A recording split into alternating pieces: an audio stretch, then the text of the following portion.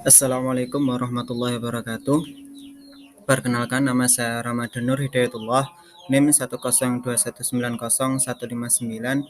Di sini akan sedikit menjelaskan terkait akad musyarakah, lebih tepatnya kepada prakteknya akad musyarakah mufawadah. Kenapa? Karena di sini akad musyarakah mufawadah sedikit mirip dengan akad musyarakah inan. Nah, untuk kasusnya di sini ada 5 sekawan yang akan membuat kafe. Kasusnya di sini seperti ini. Ada 5 orang sekawan yang ingin mendirikan sebuah kafe. Dalam sebuah rapat kecil, jadi sebelum mereka membuat kafe tersebut, dia melaksanakan sebuah rapat kecil atas 5 orang itu tadi untuk menyepakati bagaimana dia atau mereka membagi atau menanggung jawab atas kafe tersebut. Dan diputuskan bahwa tanggung jawab tersebut sebesar 20%. Jadi apabila ditotal keseluruhannya 100%. Jadi pembagiannya rata antara 5 orang tersebut, mulai dari modal sampai dengan nanti keuntungan. Dan setelah itu, setelah rapat kecil tersebut disetujui, dan akhirnya dari kelima orang tersebut membuat dokumen atau catatan tentang kesepakatan tadi. Ditandatangani, difotokopi, setelah itu disebarkan antara 5 orang tersebut. Ini kasus yang sering umum terjadi di masyarakat. Terlebih tepatnya sekarang banyak anak muda atau remaja-remaja sekarang membuat mungkin angkringan atau kafe yang tadi patungan antara kedua temannya.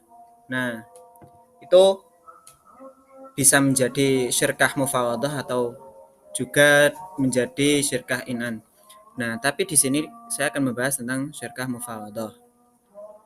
Dari deskripsi kasus tersebut, menurut teori KHES, pada bagian keempat dalam syirkah pasal ke 165 sampai dengan 172 KHES bagian keempat syirkah mufawadah dijelaskan mulai dari pasal 165, kerjasama untuk melakukan usaha boleh dilakukan dengan jumlah modal yang sama dan keuntungan atau kerugian dibagi sama. Pasal 166 jelaskan pihak atau para pihak yang melakukan akad kerja mufawadah terikat dengan perbuatan hukum anggota syirkah lainnya. Jadi apabila satu melakukan hal hukum, maka lainnya juga terkena dampaknya. Sebenarnya perbuatan hukum yang dilakukan oleh para pihak yang melakukan akad kerja sama mufawadah dapat berupa pengakuan utang, melakukan penjualan, pembelian, dan atau penyewaan. Nah, jadi apabila ada satu orang membuat sebuah transaksi, maka kelima orang tersebut akan bertanggung jawab. Apabila ada satu orang membuat katakanlah utang, maka kelima orang tersebut juga akan menanggung akibatnya. 168, benda yang rusak yang telah dijual oleh salah satu pihak anggota akad kerjasama mufawadah kepada pihak lain dapat dikembalikan oleh pihak pembeli kepada salah satu pihak anggota syirkah. Jadi ini munyer. Dari situ kembali ke situ. Nah, ini sah dalam syirkat mufawadah. Pasal 169, suatu benda yang rusak yang sudah dibeli oleh salah satu pihak anggota akad kerjasama mufawadah dapat dikembalikan oleh pihak yang lain dengan pihak penjual. Pihak penjual dan atau pembeli sebagaimana dimaksud pada ayat 1 di atas dapat menuntut harga barang itu dari anggota syirkah yang lain berdasarkan jaminan. 170 menjelaskan kerjasama mufawadah disyaratkan tiap anggota syirkah harus sama, baik dalam modal maupun hasil.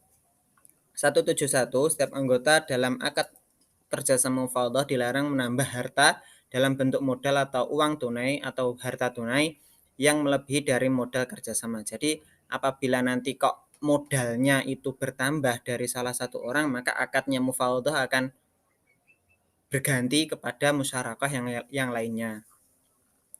Apabila syarat syirkah mufawadah tidak terpenuhi, maka kerjasama tersebut dapat diubah berdasarkan kesepakatan para pihak menjadi syirkah al-inan. Nah, menurut pandangan ulama, di situ ada pendapatnya Syekh Wahbah Az-Zulahaili karena mencari di MUI ketemunya tadi DSN UI nomor 10 tahun 2017 itu tentang syirkah.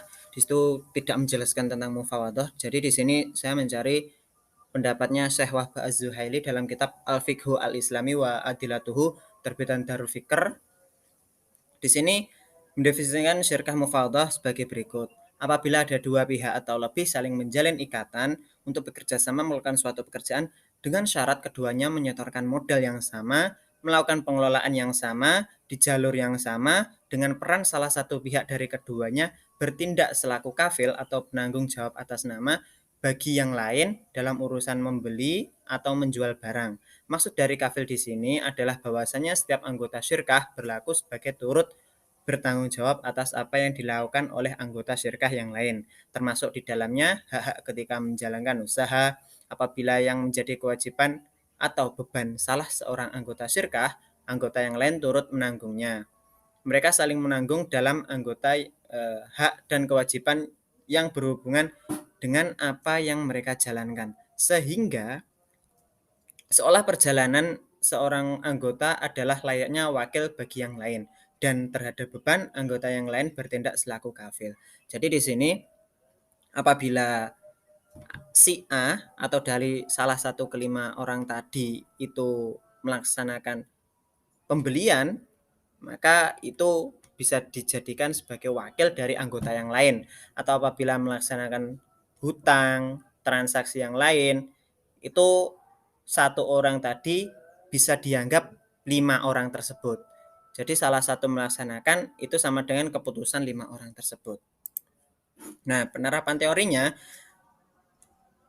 di sini yang sudah jelas adalah yang pertama, akad tadi dilakukan lebih dari satu orang karena yang namanya saja musyarakah atau syarikat.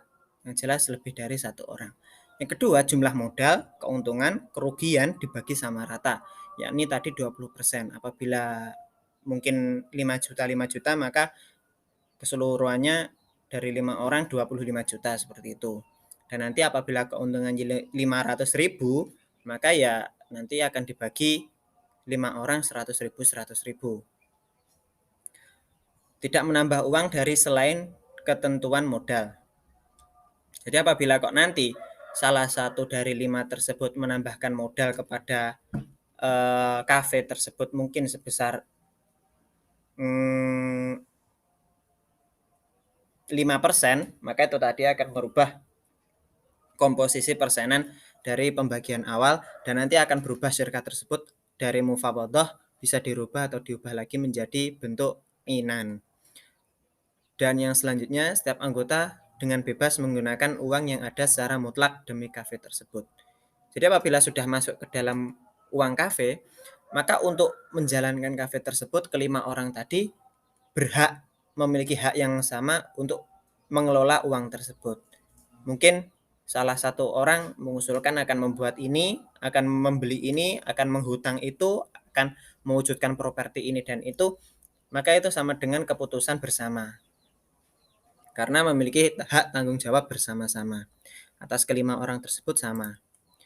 Kesimpulannya, dalam praktek syirkah mufawadah ini, kelima sekawan tersebut memiliki hak dan kewajiban yang sama rata dalam mengelola keuangan dan kemajuan kafe tersebut, mulai dari modal sampai dengan keuntungan. Terima kasih, mungkin cukup sekian dari saya. Apabila ada yang kurang lebihnya, mohon maaf. Wassalamualaikum warahmatullahi wabarakatuh.